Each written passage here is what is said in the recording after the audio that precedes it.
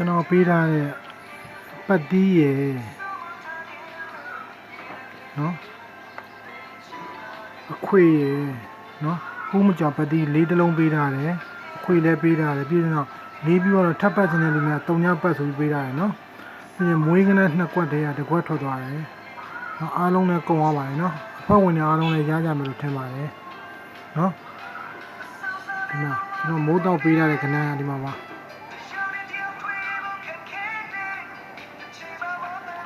လေးပတ်သီးပြီးတော့နောက်ထပ်ပတ်သီးပတ်ခြင်းတဲ့လူတွေအတွက်ကျွန်တော်ပေးထားတဲ့ပတ်သီးလေးရှိပါတယ်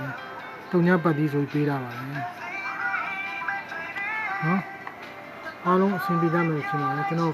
3ပတ်ရှိပြီကျွန်တော်အကုန်လုံးအဆင်ပြေအောင်ဆိုပြီးတော့လုပ်ပေးတာနော်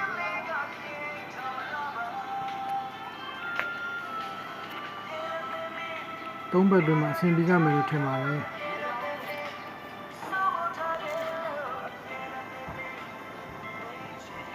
စက်ခွန်းမလုပ်ကြဘူးဗျာအားတော့မရှိဘူးပြရတာ